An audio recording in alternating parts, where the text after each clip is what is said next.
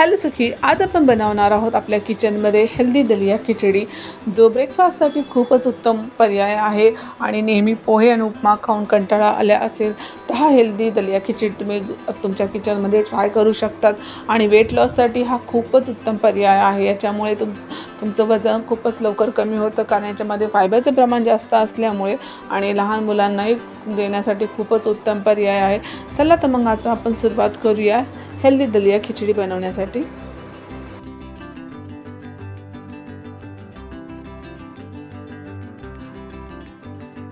याकरता मी मुगाची डाळ भिजून घेतलेली आहे. तर याच्यामध्ये मी बघा अर्धा वाटी डाळ घेतलेली आहे भिजून, आणि वटाणा आणि गाजर घेतलेले आहेत. तुम्ही हवं असल्यास याच्यामध्ये तुम्हाला आवडीचे व्हेजिटेबल्स टाकू शकता.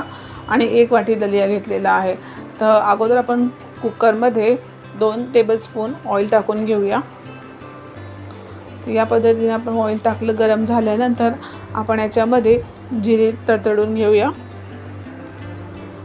जिरे छान तेलामध्ये फ्राय झाले की आपण याच्यामध्ये हिरवी मिरची टाकूया. तुम्हाला हवं असेल तर मिरचीचं प्रमाण तुम्ही कमी जास्त करू शकता. तर मिरची आपली छान अशी फ्राय झाली की आपण याच्यामध्ये जे पण व्हेजिटेबल्स आहे ते छान असे तेलामध्ये परतून घेऊया. 2 ते 3 मिनटं छान अशी परतल्यानंतर हे बघा या पद्धतीने तर आपण याच्यामध्ये अर्धा चम्मच हळद, धना पावडर हे टाकून घेऊया. त्यानंतर आपण याच्यामध्ये जो दलिया असेल तोही याच्यात 2 ते 3 मिनटासाठी छान असा एकजीव करून मस्त असा तेलामध्ये परतून घेऊया, जेणेकरून आपला दलिया हा छान असा भाजला जाईल.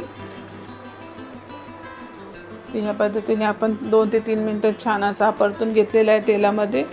त्यानंतर आपण याच्यामध्ये चवीनुसार मीठ घालूया.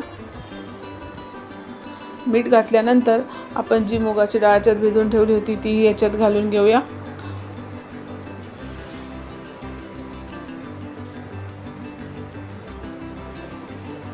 त्यानंतर आपण 1 वाटीला 2 मोठी वाटी आपण याच्यामध्ये पाणी ॲड करूया. तसं तुम्ही याचं प्रमाण कमी जास्त करू शकतात. तुम्हाला जर का कोरडी हवी असेल तर तुम्ही याच्यामध्ये पाण्याचं प्रमाण कमी करू शकतात. आणि ज्यांना पातळ दलिया खिचडी हवी असेल त्यांनी थोडंसं पाण्याचं प्रमाण याच्यात वाढवू शकतात. तर त्यानंतर मी याच्यामध्ये शेंगदाणे ॲड करत आहे. एक टोटल ऑप्शनल आहे. तुम्हाला हवं असेल तर तुम्ही याच्यात ॲड करू शकतात किंवा नाही. त्यानंतर आपण याच्यामध्ये 3 ते 4 शिट्ट्या घेऊया. या पद्धतीने बघा आपला दलिया हा तयार झालेला आहे 4 शिट्टीमध्ये.